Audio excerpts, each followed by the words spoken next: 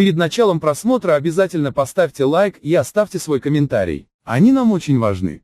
Туркменских фермеров заставляют сжигать солому, оставшуюся на полях после сбора пшеницы. В эти дни в Туркменистане продолжается хлопкоуборочный сезон. Местные власти села Пешаналы в Марыйском этрапе Марыйского вилаята требуют сжигать солому, оставшуюся на полях после жатвы. Дайхани, надеявшиеся, что смогут запастись сеном для своего скота, просят не сжигать солому, а дать им возможность собрать ее. По сообщению корреспондента радио Азатлык, Дайханам дали 3 дня на то, чтобы собрать оставшееся на полях сено, после этого по требованию властей его сжигают. Но дайхане против того, чтобы солому сжигали, так как надеялись, что смогут запастись кормом для скота. Как удалось выяснить нашему корреспонденту, недавно несколько дайхан из села Пешаналы явились в местное управление и выразили недовольство тем, что на полях сжигают солому. Корреспондент Азатлыка, ссылаясь на одного из дайхан, приводит содержание разговора между хлопкоробами и представителями сельского совета. Мы думали, что после сбора пшеницы сможем пустить наш скот на поле, чтобы они там попаслись.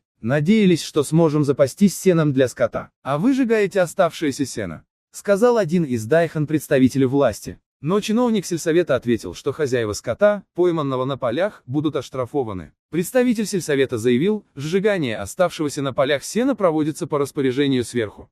Это приказ президента. Велено, чтобы после сбора пшеницы сжигали солому для предупреждения пожаров. Мы сами тоже не понимаем, но нам сказано сжигать сено, чтобы не было пожаров. Но таков приказ, мы должны его выполнять, объяснил работник сельского совета дайханам. По сведениям корреспондента, дайхане в эти дни ночами косят сено на тех полях, где сжигание не проводилось. Они надеются, что это поможет им прокормить скот зимой. Если мы не соберем сено, зимой скот останется голодным. Зимой придется в основном кормить сеном, так как на пастбищах в этом году травы мало, рассказал местный дайханин нашему корреспонденту.